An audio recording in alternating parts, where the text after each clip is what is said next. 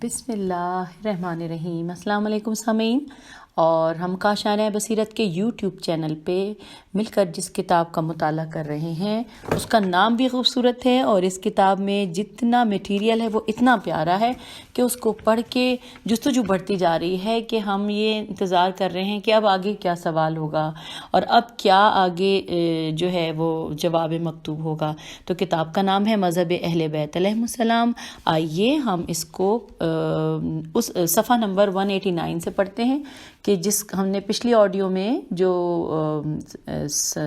مکتوب نمبر کا 11 کا میرے خیال ہے 11 کا ہم نے پیج 188 پہ جواب پڑھ لیا تھا۔ جواب ہم نے مکمل جواب مکتوب کر لیا تھا، جو کہ سین نے جو مکتوب 11 لکھا تھا اور جس کا جواب شین نے دے دیا تھا۔ اور آپ سین اور شین تو سمجھ گئے ہوں گے، کیونکہ اب ہم اتنے دنوں سے یہ کتاب پڑھ رہے ہیں تو اس میں کوئی نئی بات تو ہے نہیں سین اور شین کو سمجھانے کی۔ اب ہم پیج نمبر 189 مکتوب نمبر 12 اس کا چلیے آغاز کرتے ہیں۔ اب اس میں بڑا بڑا لکھا ہے حدیث کی صحت کا اقرار، اس کے نیچے بھی بڑا ہے، وہ لکھا ہے چونکہ دعوت عشیرہ والی حدیث حد تواتر کو نہیں پہنچتی، اس لیے اس سے استدلال صحیح نہیں۔ زیادہ سے زیادہ یہ کہا جا سکتا ہے کہ مخصوص قسم کی خلافت ثابت ہوتی ہے۔ اچھا، اس کے نیچے لکھا ہے سامعین کہ آپ کے ارشاد کے بموجب میں نے مسند احمد بن حنبل جلد اول کے صفحہ نمبر 111 پر اس حدیث کو دیکھا۔ جن رجال سے یہ حدیث مروی ہے ان کی چھان بین کی، آپ کے کہنے کے مطابق وہ سب کے سب ثقات اہل سنت نکلے۔ پھر میں نے اس حدیث کے دوسرے تمام طریق کو بغیر نظر مطالعہ کیا، بے شمار و بے اندازہ طریقے نظر آئے، ہر طریقہ دوسرے طریقے کا معید ہے۔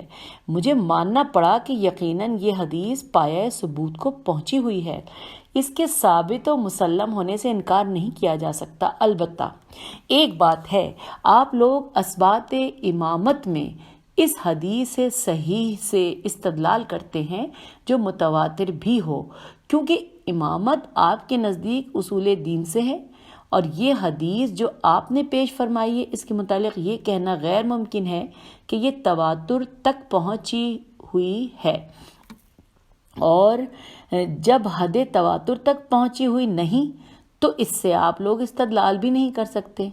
اچھا، اب سامعین آگے نیچے ہیڈنگ لکھی ہوئی کہ یہ حدیث منسوخ ہو گئی تھی۔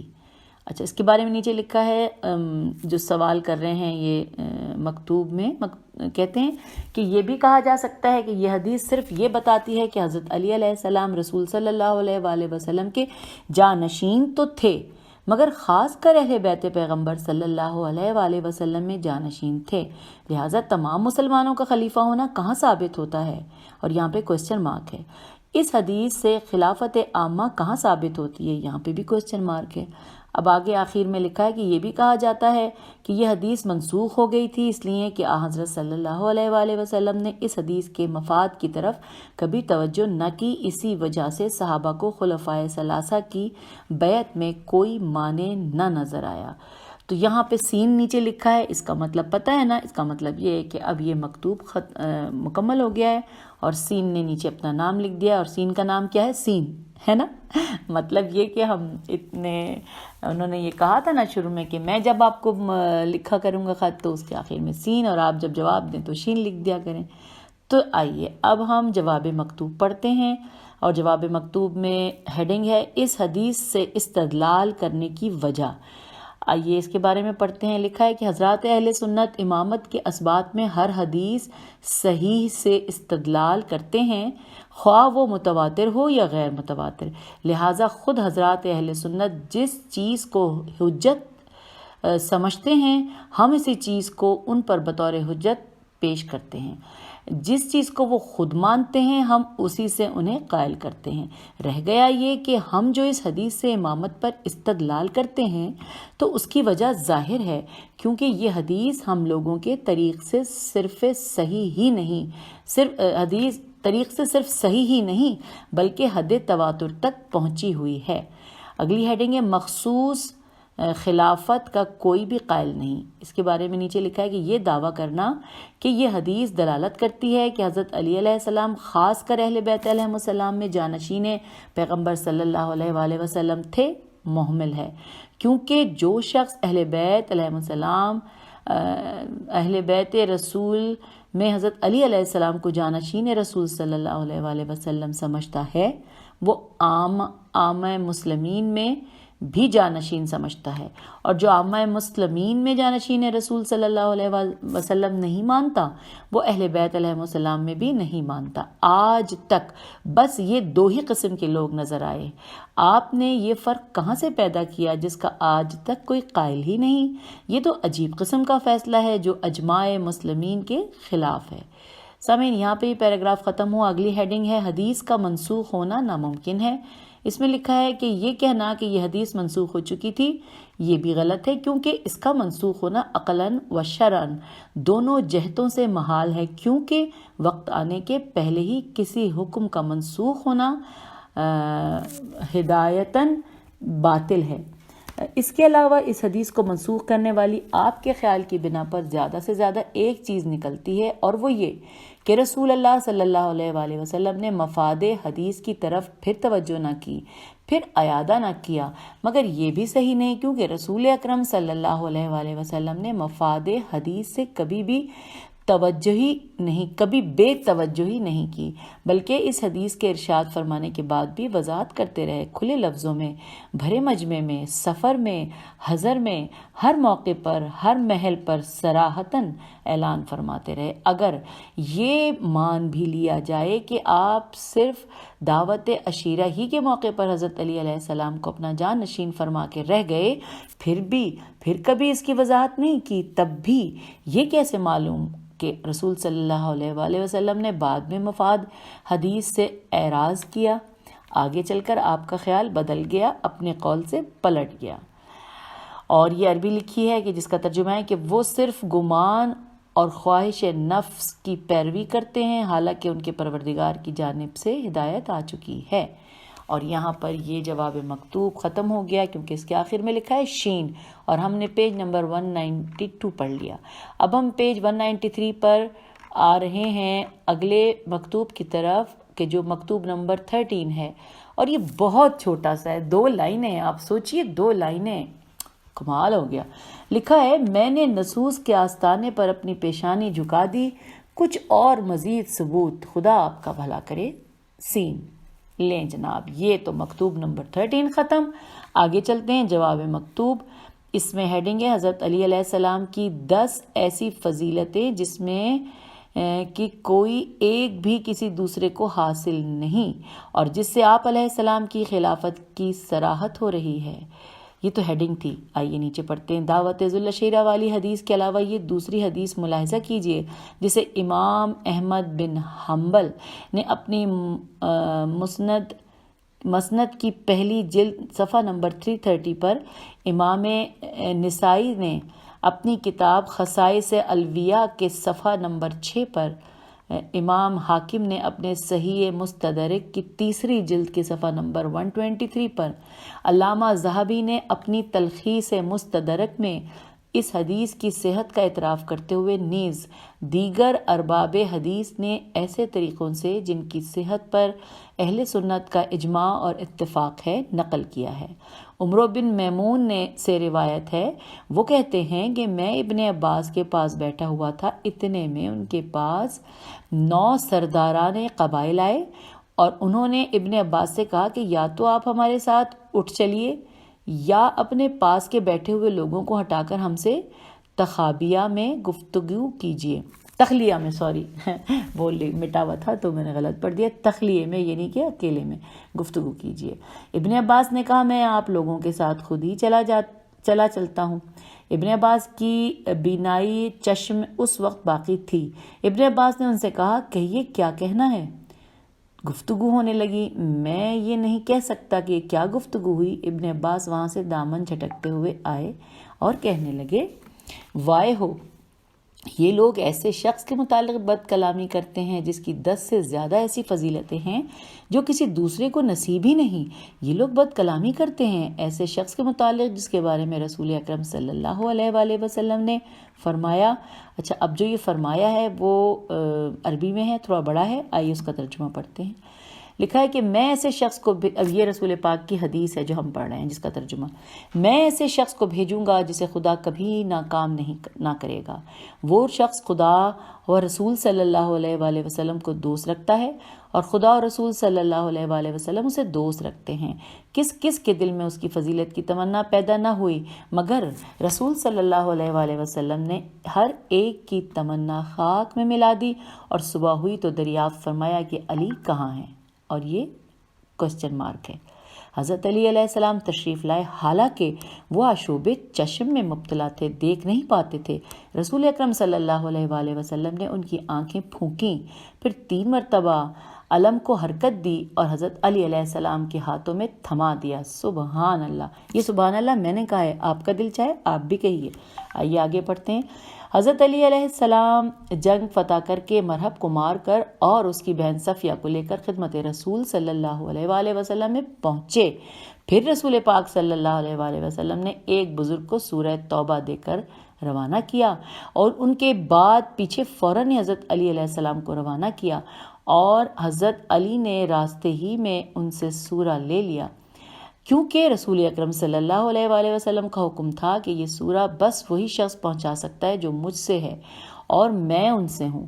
اور رسول اکرم صلی اللہ علیہ وآلہ وسلم نے اپنے رشتہ داروں قرابت مندوں سے کہا کہ تم میں کون ایسا ہے جو دنیا اور آخرت میں میرا ساتھ دے، میرے کام آئے؟ حضرت علی علیہ السلام نے کہا میں اس خدمت کو انجام دوں گا، میں دین و دنیا میں آپ کی خدمت کروں گا۔ آپ صلی اللہ علیہ وآلہ وسلم نے فرمایا، اے علی، دین و دنیا دونوں میں تم ہی میرے ولی ہو۔ واہ واہ، سبحان اللہ، یہ بھی میں نے کہا ہے، سامعین آپ بھی کہہ دیجئے اگر دل چاہے تو۔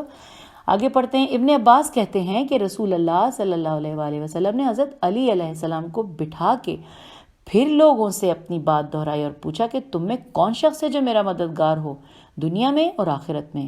سب نے انکار کیا، صرف اور صرف ایک حضرت علی علیہ السلام ہی تھے جنہوں نے کہا کہ میں آپ کی مدد و نصرت کروں گا دین و دنیا دونوں میں، یا رسول اللہ صلی اللہ علیہ وآلہ وسلم۔ رسول اللہ نے فرمایا کہ علی علیہ السلام تم ہی میرے ولی ہو دنیا میں بھی اور آخرت میں بھی۔ ابن عباس کہتے ہیں کہ علی علیہ السلام ہی پہلے وہ شخص ہیں جو جناب خدیجہ کے بعد رسول اکرم صلی اللہ علیہ وآلہ وسلم پر ایمان لائے۔ ابن عباس کہتے ہیں کہ رسول اللہ صلی اللہ علیہ وآلہ وسلم نے اپنی ردا لی اور اسے علی علیہ السلام و فاطمہ سلام اللہ علیہا و حسن علیہ السلام و حسین علیہ السلام کو اڑھایا اور اس آیت کی تلاوت کی کہ انما یرید اللہ لیذھب عنکم الرجس اہل البیت ویطہرکم تطہیرا۔ اللہم صلی علی محمد وآل محمد وعجل فرجہم۔ میں نے درود پڑھا، آپ بھی پڑھیے، بہت اچھی بات ہے کیونکہ جب ہم درود پڑھتے ہیں تو اللہ تعالیٰ خوش ہوتا ہے۔ جی سامعین، اب ہم آگے چلتے ہیں۔ آگے بھی کچھ بریکٹ میں لکھا ہوا ہے، چلیے دیکھتے ہیں۔ یہ بریکٹ انورٹڈ کاماز میں دیکھتے ہیں کہاں تک چلے گا، نہیں چھوٹا سا 2 لائنوں میں، کہ ترجمہ ہے کہ اے اہل بیت، خدا بس یہی چاہتا ہے کہ تم سے ہر برائی اور گندگی کو اس طرح دور کر رکھے جیسا کہ دور رکھنا چاہیے، اور یہ انورٹڈ کاما کلوز۔ آگے لکھا ہے ابن عباس کہتے ہیں اور علی علیہ السلام ہی نے اپنی جان راہ خدا میں فروخت کی اور رسول اللہ صلی اللہ علیہ وآلہ وسلم کی چادر اوڑھ کر رسول اکرم صلی اللہ علیہ وآلہ وسلم کی جگہ پر سو رہے، حالانکہ مشرکین پتھر برسا رہے تھے۔ اسی سلسلے کلام میں ابن عباس کہتے ہیں کہ پیغمبر جنگ تبوک کے ارادے سے نکلے، لوگ بھی آپ کے ہمراہ تھے۔ حضرت علی علیہ السلام نے پوچھا، یا رسول اللہ، میں ہم رکاب رہوں گا؟ سوالیہ نشان۔ آپ نے فرمایا نہیں، تم نہیں رہو گے۔ اس پر حضرت علی آپ دیدہ ہو گئے تو آپ نے فرمایا کہ یا علی، تم اسے پسند نہیں کرتے کہ تم میرے لیے ویسے ہی ہو جیسے موسیٰ کے لیے ہارون تھے؟ البتہ میرے بعد نبوت کا سلسلہ بند ہے، جنگ میں میرا جانا بس اسی صورت سے ممکن ہے کہ میں تمہیں اپنا قائم مقام چھوڑ کے جاؤں۔ نیز حضرت سرور کائنات صلی اللہ علیہ وآلہ وسلم نے حضرت علی علیہ السلام سے فرمایا کہ اے علی، میرے بعد تم ہر مومن و مومنہ کے ولی ہو۔ ابن عباس کہتے ہیں کہ رسول اللہ صلی اللہ علیہ وآلہ وسلم نے مسجد کی طرف سب کے دروازے بند کرا دیے، بس صرف علی علیہ السلام کا دروازہ کھلا رکھا، اور حضرت علی علیہ السلام جنب کی حالت میں بھی مسجد سے گزر کر جاتے تھے، وہی ایک راستہ تھا، دوسرا کوئی راستہ ہی نہ تھا۔ ابن عباس کہتے ہیں کہ رسول اللہ صلی اللہ علیہ وآلہ وسلم نے یہ بھی ارشاد فرمایا کہ میں جس کا مولا ہوں علی اس کے مولا ہیں۔ اس حدیث میں کہ من کنت مولا فہذا علی مولا کو امام حاکم نقل کرنے کے بعد تحریر فرماتے ہیں کہ یہ حدیث صحیح الاسناد ہے، اگرچہ شیخین بخاری و مسلم نے اس نہج سے ذکر نہیں کیا۔ علامہ ذہبی نے بھی تلخیص مستدرک میں اس حدیث کو نقل کیا ہے، اور نقل کرنے کے بعد لکھا ہے کہ یہ حدیث صحیح ہے۔ اچھا سامعین دیکھیے، اب پھر ہیڈنگ ہے۔ ہیڈنگ کیا ہے کہ اس حدیث سے ثبوت خلافت امیر المومنین، یہ ہیڈنگ تھی۔ اب اس کے آگے کیا لکھا ہے مل کے پڑھتے ہیں۔ آئیے، اس میں لکھا ہے کہ اس عظیم الشان حدیث میں امیر المومنین علیہ السلام کے ولی عہد رسول صلی اللہ علیہ وآلہ وسلم اور بعد رحلت سرور کائنات خلیفہ و جانشین ہونے کے بعد جو قطعی دلائل اور روشن براہین ہیں وہ آپ کی نگاہوں سے مخفی نہ ہوں گے۔ ملاحظہ فرماتے ہیں آپ کا انداز پیغمبر صلی اللہ علیہ وآلہ وسلم کا کہ حضرت علی علیہ السلام کو دنیا اور آخرت میں اپنا ولی قرار دیتے ہیں۔ اپنے تمام رشتہ داروں قرابت داروں میں بس علی علیہ السلام ہی کو اس اہم منصب کے لیے منتخب فرماتے ہیں۔ دوسرے موقع پر حضرت علی علیہ السلام کو وہ منزلت و خصوصیت عطا فرماتے ہیں جو جناب ہارون کو جناب موسیٰ سے تھی۔ جتنے مراتب و خصوصیات جناب ہارون کو جناب موسیٰ سے حاصل تھے وہ سب کے سب حضرت علی علیہ السلام کو مرحمت فرمائے جاتے ہیں، سوائے درجہ نبوت کے۔ نبوت کو مستثنا کرنا دلیل ہے کہ نبوت کو چھوڑ کر جتنے خصوصیات جناب ہارون کو حاصل تھے وہ ایک ایک کر کے حضرت علی علیہ السلام کی ذات میں مجتمع تھے۔ سامعین، ہم پیج نمبر 200 پہ پہنچ گئے ہیں۔ ماشاءاللہ بڑا اچھی سپیڈ ہے ہماری، اللہ نظر نہ لگائے ہمارے پڑھنے کو، بہت ہم انجوائے کر رہے ہیں اس کتاب کو پڑھتے ہوئے۔ چلیے ہم آگے چل رہے ہیں۔ اب لکھا ہے کہ آپ اس سے بھی بے خبر نہ ہوں گے کہ جناب ہارون کو من جملہ دیگر خصوصیات کے سب سے بڑی خصوصیت جو جناب موسیٰ سے تھی وہ یہ کہ جناب ہارون جناب موسیٰ کے وزیر تھے، آپ کے قوت بازو تھے، آپ کے شریک معاملہ تھے، اور آپ کی غیبت میں آپ کے قائم مقام، جانشین و خلیفہ ہوا کرتے۔ اور جس طرح جناب موسیٰ کی اطاعت تمام امت موسیٰ پر فرض تھی، اسی طرح جناب ہارون کی اطاعت بھی تمام امت پر واجب و لازم تھی۔ اس کے ثبوت میں یہ آیات ملاحظہ فرمائیے۔ خداوند عالم نے جناب موسیٰ کی دعا کلام مجید میں نقل فرمائی۔ جناب موسیٰ نے دعا کی، اب یہ آیت ہے جو جناب موسیٰ نے دعا کی جس کا ترجمہ میں پڑھتی ہوں کہ معبود میرے گھر والوں میں سے ہارون کو میرا وزیر بنا، ان سے میری کمر مضبوط کر اور انہیں میرے کار نبوت میں شریک بنا۔ اور یہاں پہ یہ انورٹڈ کاما کلوز ہو گیا۔ دوسرے موقع پر جناب موسیٰ کا قول خداوند عالم نے قرآن میں نقل کیا ہے۔ آئیے میں اس کا ترجمہ پڑھتی ہوں کہ اے ہارون، تم میری امت میں میرے جانشین رہو، بھلائی ہی پیش نظر رہے اور فساد کرنے والوں کی پیروی نہ کرنا۔ یہاں پہ انورٹڈ کاما ختم۔ تیسری جگہ ارشاد خداوند عالم ہے کہ اے موسیٰ تمہاری التجائیں منظور کی گئی، انورٹڈ کاما ختم۔ لہٰذا جس طرح جناب ہارون جناب موسیٰ کے وزیر تھے، قوت بازو تھے، شریک کار رسالت تھے، خلیفہ و جانشین تھے، اسی طرح امیر المومنین بھی ارشاد پیغمبر صلی اللہ علیہ وآلہ وسلم کی بنا پر پیغمبر صلی اللہ علیہ وآلہ وسلم کے وزیر تھے، امت میں پیغمبر صلی اللہ علیہ وآلہ وسلم کے جانشین تھے، کار رسالت میں شریک تھے۔ اب بریکٹ میں لکھا ہے زیادہ سے زیادہ یہ کہ سب باتیں برسبیل نبوت نہ تھیں بلکہ بلحاظ خلافت حاصل تھیں۔ اب یہ بریکٹ کلوز ہو گیا۔ اور تمام امت سے افضل تھے، اور حضرت صلی اللہ علیہ وآلہ وسلم کی حیات و موت دونوں حالتوں میں بنسبت تمام امت کے آپ سے زیادہ خصوصیت رکھنے والے تھے۔ اور جس طرح جناب موسیٰ کی امت پر جناب ہارون کی اطاعت فرض تھی، اسی طرح تمام امت اسلامیہ پر حضرت علی علیہ السلام کی اطاعت بھی لازم تھی۔ ہر سننے والا حدیث منزلت کو سن کر یہی سمجھتا ہے، اور سننے کے بعد اس کے ذہن میں یہی باتیں آتی ہیں، اور انہی باتوں کے مقصود ہونے میں کسی قسم کا شک نہیں ہوتا۔ خود رسول اللہ صلی اللہ علیہ وآلہ وسلم نے بھی اچھی طرح وضاحت فرما دی اور کسی شک و شبے کی گنجائش باقی نہ رکھی۔ آپ کا یہ فرمانا کہ، ترجمہ میں پڑھ رہی ہوں، میرا قدم باہر نکالنا مناسب نہیں جب تک تمہیں اپنی جگہ پر قائم مقام نہ چھوڑ جاؤں، اور یہاں پہ انورٹڈ کاما کلوز ہو گیا۔ اور اب ہم پیج 202 پر ہیں۔ لکھا ہے صریحی نص ہے کہ حضرت علی علیہ السلام ہی خلیفہ رسول تھے، بلکہ اس سے بھی کچھ بڑھ کر روشن و وضاحت ہے اس امر کی کہ اگر حضرت علی علیہ السلام کو اپنا خلیفہ بنائے بغیر چلے جاتے تو نامناسب فعل کے مرتکب ہوتے۔ رسول اکرم صلی اللہ علیہ وآلہ وسلم کا یہ ارشاد کہ میرے لیے یہ مناسب ہی نہیں کہ بغیر تمہیں اپنا خلیفہ بنائے ہوئے چلا جاؤں، یہ بتاتا ہے کہ رسول اکرم صلی اللہ علیہ وآلہ وسلم اللہ مامور تھے اور آپ کو حکم دیا تھا خدا بند عالم نے کہ علی کو اپنا خلیفہ بنا جانا، جیسا کہ آیہ بلغ کی تفسیر دیکھنے سے ثابت ہوتا ہے۔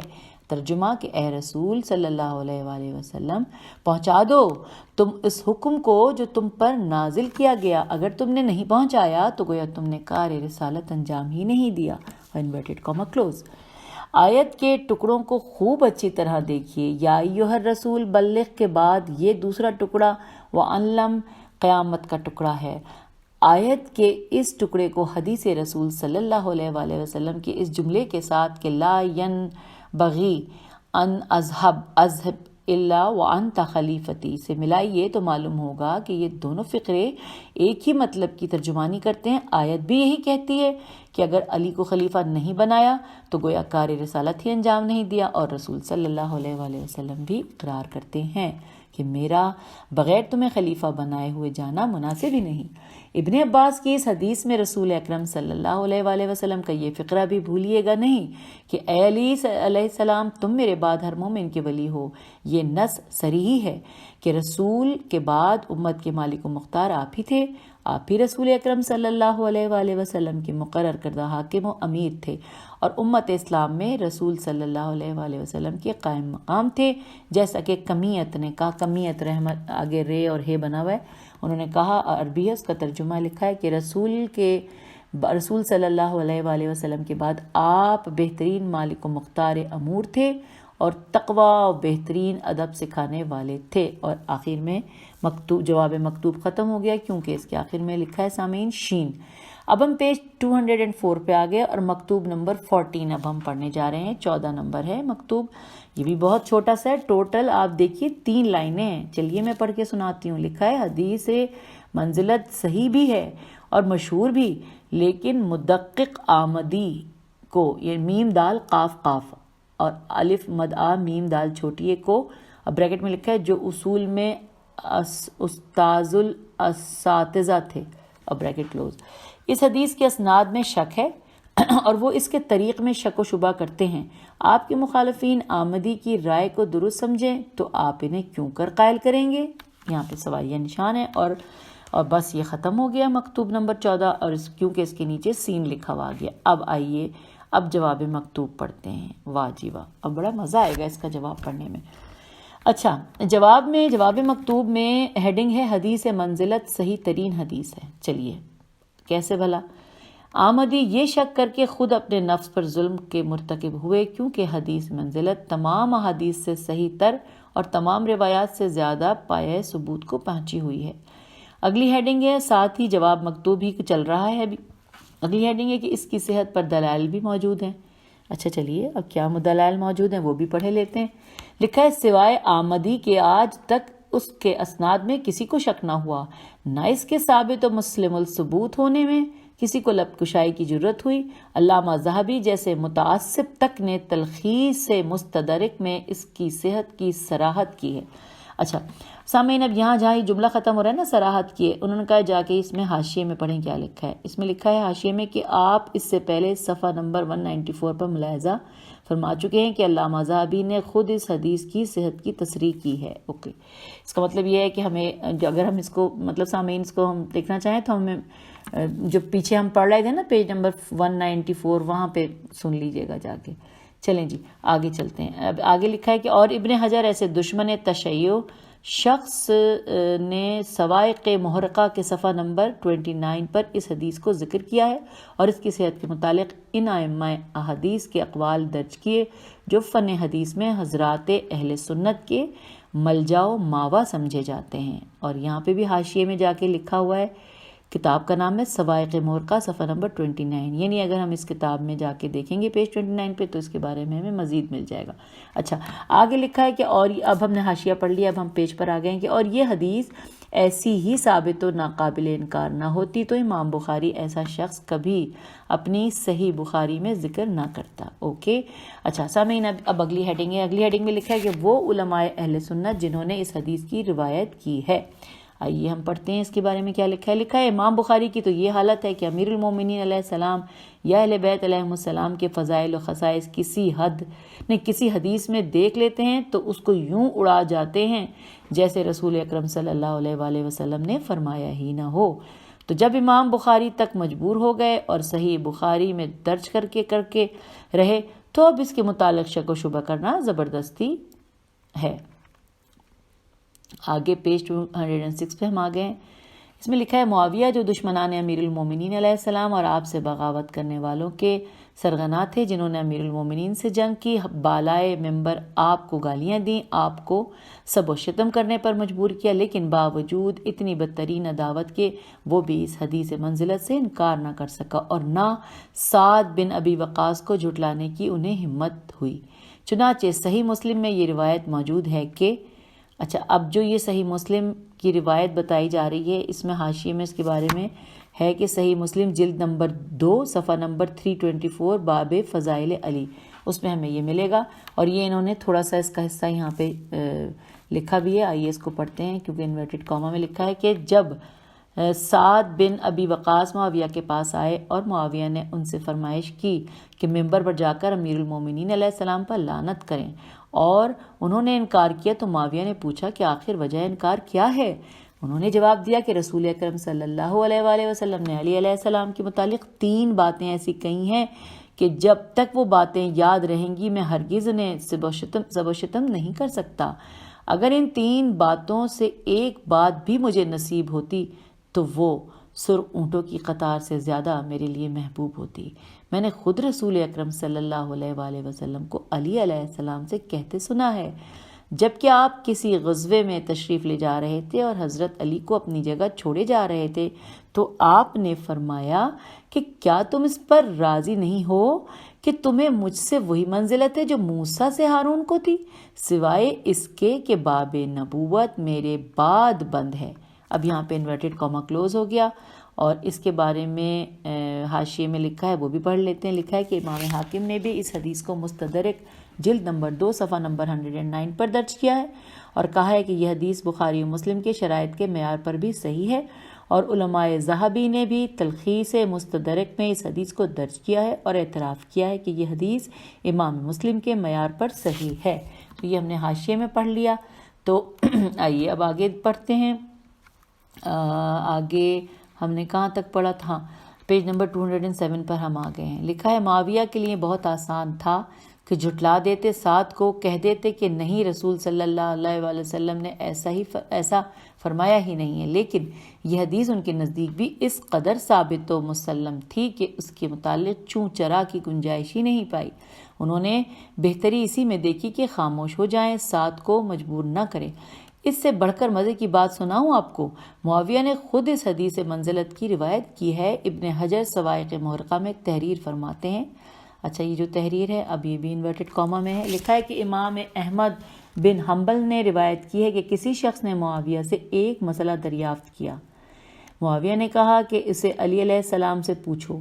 اس شخص نے کہا کہ آپ کا جواب مجھے علی علیہ السلام کے جواب سے زیادہ پسند ہے. اچھا، اس بارے میں بھی حاشیے میں لکھا ہے، چھوٹا سا یہ چیک کر لیتے ہیں. لکھا ہے کہ سوائق محرقہ باب نمبر 11 صفحہ 107، یعنی اگر آپ یہ بات پڑھنا چاہیں تو اس کتاب کے اس صفحے پہ پڑھ سکتے ہیں. ہاں آئیے جی، ہم پہلے اب وہ جو بیچ میں سے چھوڑا تھا اسے پڑھتے ہیں. اس شخص نے کہا کہ آپ کا جواب مجھے علی علیہ السلام کے جواب سے زیادہ پسند ہے. معاویہ نے جھڑک کر کہا کہ یہ بدترین بات تمہارے منہ سے سن رہا ہوں. تم اس شخص سے کراہت ظاہر کر رہے ہو جسے رسول اکرم صلی اللہ علیہ وآلہ وسلم نے علم یوں بھرایا ہے جیسے طرح جس طرح طائر اپنے بچے کو دانہ بھرتا ہے، اور جس کے متعلق یہ ارشاد فرمایا کہ تمہیں مجھ سے وہی نسبت حاصل ہے جو موسیٰ سے ہارون کو تھی، سوائے اس کے کہ میرے بعد نبوت کا سلسلہ ختم ہے۔ اور حضرت عمر کو جب کسی معاملے میں پیچیدگی درپیش آتی تھی تو انہی کی طرف رجوع کرتے تھے۔ اب یہاں پہ تھوڑا سا حاشیے میں جا کے دیکھتے ہیں کہ اس بارے میں ہمیں اور کہاں ملے گا۔ حاشیے میں لکھا ہے کہ علامہ ابن حجر فرماتے ہیں کہ بعض لوگوں نے یہ بھی لکھا ہے کہ معاویہ نے اس شخص سے یہ بھی کہا کہ یہاں سے چلے جاؤ، خدا تمہارے پیروں کو استوار نہ کرے، اور اس شخص کا نام دفتر سے کاٹ دیا، اور بھی بہت سی باتیں علامہ ابن حجر نے سوائق محرقہ صفحہ نمبر 107 پر نقل کی ہیں، جس سے پتہ چلتا ہے کہ علامہ احمد بن حنبل کے علاوہ محدثین کی ایک اچھی خاصی جماعت نے بسلسلہ اسناد معاویہ سے اس حدیث کی روایت کی ہے۔ امام احمد ہی تنہا معاویہ سے روایت کرنے والے ہیں۔ یہ تو ہم نے حاشیے میں پڑھ لیا، اب ہم باقی پڑھتے ہیں جو ہم نے جہاں چھوڑا تھا۔ ہاں جی، ہم نے یہاں چھوڑا تھا کہ وہی نسبت ہے جو کہ موسیٰ سے ہارون کو تھی، سوائے اس کے کہ میرے بعد نبوت کا سلسلہ ختم ہوا، اور حضرت عمر کو جب کسی معاملے میں پیچیدگی درپیش آتی تھی تو انہی کی طرف رجوع کرتے تھے۔ اچھا، اب نیچے اب وہ ختم ہو گیا انورٹڈ کاما۔ لکھا ہے مختصر یہ کہ حدیث منزلت اتنی ثابت و مسلم ہے کہ جس کے ثبوت میں کسی شک و شبے کی گنجائش ہی نہیں۔ تمام مسلمان خواہ وہ کسی فرقے یا جماعت سے تعلق رکھتے ہوں، اس حدیث کی صحت پر اجماع و اتفاق کیے بیٹھے ہیں۔ اس حدیث سے منزلت کو صاحب الجمع بین الصحاح ستہ نے باب مناقب علی میں، اور صاحب الجمع بین الصحیحین نے باب فضائل اور غزوہ تبوک کے تذکرے میں ذکر کیا ہے۔ صحیح بخاری میں غزوہ تبوک کے سلسلے میں موجود ہے۔ اچھا، یہاں پہ حاشیے میں لکھا ہے جلد نمبر 3 اور صفحہ نمبر 85 صحیح بخاری کے بارے میں۔ اگلا ہے صحیح مسلم میں فضائل علی کے ضمن میں مذکور ہے۔ اچھا، فضائل علی کے جو ضمن میں مذکور ہے وہ حاشیے میں اس کے بارے میں لکھا ہے کہ جلد نمبر 2 صفحہ نمبر 323 میں آپ کو یہ ملے گا۔